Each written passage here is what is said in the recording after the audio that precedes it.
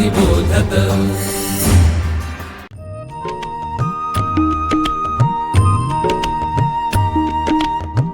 विवेकी अक्षर विवेकी लेखन सुश्राव्य वाचन श्रवणार्थ चरित्रे संस्कारी धीरवीर गाथा रम्य बालकथा अनुभवा अमृताचे शब्द थोर आणि सान सगळ्यांचे कान आनंदावे चालता बोलता ऐकावे पहावे ज्ञानी होत जावे सहजची।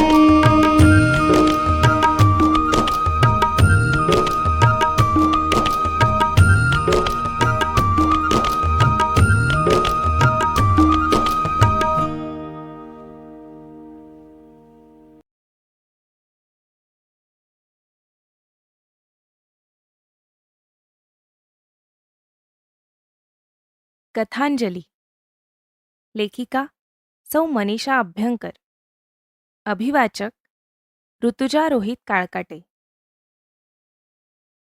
प्रकरण 1 श्रेष्ठ कोण संन्यासी की गृहस्थ। परमेश्वराची प्राप्ती करून घेण्यासाठी भारतात संतांनी वेगवेगळे मार्ग सांगितलेत। कर्मयोग, ज्ञानयोग, भक्तियोग, पातंजल योग असे अनेक मार्ग भारतात रूढ आहेत। प्रत्येक मार्गाचे अनुयायी आपलाच मार्ग श्रेष्ठ असल्याचे ठासून सांगत असतात। त्यामुळे धर्माच्या नावाखाली भारतात यादवीच निर्माण झाली। गृहस्थाश्रम श्रेष्ठ की संन्यासाश्रम श्रेष्ठ हे स्पष्ट करताना कर्मयोगावर व्याख्यान देताना स्वामीजींनी पुढील गोष्ट सांगितली होती। एका देशात एक चित्रसेन नावाचा राजा राज्य करत होता। त्याच्या राज्यात जो जो संन्यासी येईल त्याला तो विचारत असे, जो संसाराचा त्याग करून संन्यास ग्रहण करतो तो श्रेष्ठ की जो घरी राहून गृहस्थाची समस्त कर्तव्ये करतो तो श्रेष्ठ। अनेक लोकांनी त्याच्या प्रश्नाला उत्तर देण्याचा प्रयत्न केला। जेव्हा काही विद्वानांनी संन्यास श्रेष्ठ असल्याचे सांगितले तेव्हा राजाने त्यांना आपले म्हणणे सिद्ध करून दाखवण्यास सांगितले, पण ते आपले म्हणणे सिद्ध करून दाखवण्यास असमर्थ ठरले। तेव्हा राजाने त्यांना सरळ लग्न करून गृहस्थाश्रम स्वीकारण्याची आज्ञा केली। नंतर काही लोकांनी गृहस्थाश्रम श्रेष्ठ असल्याचं सांगितलं, पण त्यांनाही आपले म्हणणे सिद्ध करून दाखवता येईल असे कोणतेही बलवत्तर प्रमाण सादर करता येईना। तेव्हा राजाने त्यांनाही गृहस्थाश्रमाचा अंगीकार करण्यास लावून आपल्या देशात राहण्यास भाग पाडले। शेवटी एक वितराग नावाचा तरुण संन्यासी राजाच्या दरबारी आला। राजाने त्यालाही तोच प्रश्न विचारला। त्याने उत्तर दिले, राजन, आपापल्या कार्यक्षेत्रात कोणीही श्रेष्ठ अथवा कनिष्ठ नाही, दोघेही श्रेष्ठच आहेत। राजाने त्यालाही आपले म्हणणे सिद्ध करण्यास सांगितले। संन्यासी म्हणाला, राजन, मी जरूर आपले म्हणणे सिद्ध करीन, पण त्यासाठी आपल्याला माझ्याबरोबर येऊन काही दिवस राहावे लागेल। आहे का तयारी? राजाने त्या गोष्टीला ताबडतोब संमती दिली। आपले राज्य मागे टाकून राजा त्या संन्याशाच्या मागोमाग जात होता। राज्यामागे राज्य ओलांडून ते दोघे एका मोठ्या राज्यात आले। त्या राज्यात तेथील पद्मावती नावाच्या राजकन्येचे स्वयंवर होणार होते, म्हणून मोठा जनसमुदाय जमला होता। ती राजकन्या अतिशय लावण्यवती होती। दुनियेतील सगळ्यात सुस्वरूप पुरुषाला माळ घालीन असा तिचा पण होता। तिचा भावी पती राजाच्या पश्चात त्या राज्याचा राजा होणार होता, पण आजपर्यंत तिला तिच्या मनासारखा वर मिळाला नव्हता। यापूर्वीही कितीतरी वेळा तिच्या स्वयंवराचा समारंभ होऊन गेला होता, पण कोणीही पुरुष तिचे चित्त आकृष्ट करू शकला नव्हता। यावेळचा समारंभ भव्य दिव्य होता। कितीतरी लोकांना निमंत्रणे देऊन बोलविले होते। चित्रसेन आणि वितराग सुद्धा ते स्वयंवर पाहण्यास तिथेच थांबले। अतिशय सुंदर अशी राजकन्या पद्मावती रत्नजडित आसनावर उपविष्ट होऊन सभामंडपात प्रवेश करती झाली। वाहकगण तिला त्या सभेत भिन्न भिन्न स्थानी वाहून नेऊ लागले। राजकन्येने कुणाहीकडे नुसता दृष्टिक्षेप देखील टाकला नाही। हाही प्रसंग वायाच जाणार असे सर्वांना वाटू लागले। अशा समयी एक तरुण संन्यासी तेथे उपस्थित झाला। तो अतिशय सुंदर आणि तेजस्वी होता. जणू काही स्वयं सूर्यदेवच आकाशातून धरेवर अवतीर्ण झाले आहेत. तो मंडपाच्या एका कोपऱ्यात उभा राहून सारा प्रकार अवलोकन करत होता. राजकुमारीने भूषित केलेले ते रत्नजडित आसन काही वेळाने त्याच्या समीप आले. त्या निरुपम देखण्या संन्याशावर राजकन्येची दृष्टी पडताच तिने वाहकांना थांबण्याची आज्ञा केली आणि त्या संन्याशाला काही कळायच्या आतच तिने आपल्या हातातली वरमाला त्याच्या गळ्यात घातली. त्या तरुण संन्याशाने पटकन ती माला दूर भिरकावून दिली आणि म्हणाला, "हा काय वेडेपणा करतेस? मी तर संन्यासी आहे. माझा विवाहाशी काय संबंध?" तिच्या पित्याने नाना प्रकारे समजूत घातली. त्याच क्षणी राजकन्येसहित अर्धे राज्य देण्याचे कबूल केले.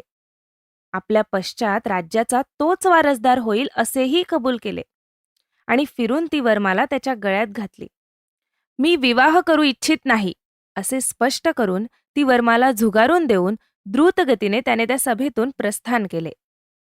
राजकन्या पद्मावतीचे मन तर त्या युवकाने आकर्षित केले होते. एकतर याच्याशीच विवाह करीन, नाहीतर प्राण देईन असा तिने ध्यास धरला आणि ती त्या संन्याशाच्या मागोमाग त्याचा माग काढीत मागे मागे जाऊ लागली. राजा चित्रसेन आणि वितराग तो प्रकार पाहून स्तंभित झाले. तेही त्या दोघांच्या मागून जाऊ लागले. तो तरुण संन्यासी राजधानीतून बाहेर पडला आणि एका घनदाट अरण्यात शिरला. पद्मावतीही त्याच्या मागोमाग त्या घनदाट अरण्यात शिरली. तिन्ही सांजा लोटून गेल्या होत्या. त्या अंधाराचा फायदा घेऊन तो संन्यासी राजकन्येला चुकवून एका आडवाटेने गडप झाला. राजकन्येने त्याला शोधण्याचा खूप प्रयत्न केला, पण तिला काही त्याचा पत्ता लागेना. ती निराश होऊन एका झाडाखाली बसून धीर खचून जाऊन रडू लागली. इतक्यात राजा चित्रसेन आणि वितराग तिथे जाऊन पोहोचले. त्यांनी तिला धीर दिला आणि रानातून बाहेर जाण्याचा मार्ग दाखवण्याचं वचनही दिलं. पण रात्र झालेली असल्यामुळे सकाळ होईपर्यंत तिथेच थांबणं भाग होतं. ते तिघेही जण एका झाडाखाली आश्रयासाठी थांबले. त्या झाडावर पक्ष्याचं एक घरटं होतं. त्यात एक लहानसा पक्षी, पक्षीण आणि त्यांची 3 चिमुकली पिलं राहत होती. त्या पक्षाने खाली पाहिले तर त्याला ते तिघे तिथे खाली उभे असल्याचे दिसले. तो आपल्या पत्नीला म्हणाला, "प्रिये, हे आपल्या घरी आलेले अतिथी दिसतायत. दिवस थंडीचे आहेत आणि आपल्याकडे तर विस्तवाचे नाव नाही." असे म्हणून तो उडाला आणि जळत्या लाकडाची एक ढलपी चोचीत पकडून परतला आणि त्याने ती पेटती ढलपी त्या पाहुण्यांच्या पुढ्यात टाकली. वाळलेला पालापाचोळा त्यावर घालून छान आकटी पेटवली आणि आपल्या पाहुण्यांचे थंडीपासून रक्षण करण्याचा त्याने प्रयत्न केला. एवढे करूनही त्याला समाधान वाटेना. तो पत्नीला म्हणाला, "प्रिये, काय करावे? यांना खायला देण्यासाठी आपल्याकडे काहीच नाही. यांना भूक लागली असेल. घरी आलेल्या अतिथीला खाऊ घालणे हे तर गृहस्वामीचे कर्तव्य आहे. त्यामुळे मला जे काही करता येईल ते मी केलेच पाहिजे." असे म्हणून त्या अग्नीत त्याने झेप घेतली. या एका लहानशा पक्ष्याच्या मांसाने या तिघांचे पोट कसे भरणार असा विचार करून त्या पक्षाच्या पाठोपाठ त्याच्या मादीनेही त्या अग्नीत झेप घेतली. त्या 3 चिमुकल्या पिलांनाही मातापित्यांचे कार्य शेवटास नेणे हे सुपुत्राचे कर्तव्य आहे अशा भावनेने त्यांनीही अग्नीत उडी घेतली. झाला प्रकार पाहून ते तिघेही स्तंभित झाले. सकाळ झाल्यावर वितरागाने त्या राजकन्येला योग्य मार्ग दाखवला आणि तो चित्रसेन राजाला म्हणाला, "महाराज, पाहिलं? आपापल्या कार्यक्षेत्रात कोणीच निकृष्ट नसतो. जर संसारात राहायचे असेल तर त्या पक्ष्यांप्रमाणे दुसऱ्यांसाठी वाटेल तेव्हा प्राणविसर्जन करण्यास एका पायावर तयार होऊन राहा. आणि जर संसाराचा त्याग करायचा असेल तर अतिसुंदर राजकन्या आणि एक संपूर्ण राज्य कसपटासमान लेखणाऱ्या त्या संन्याशाप्रमाणे वागा.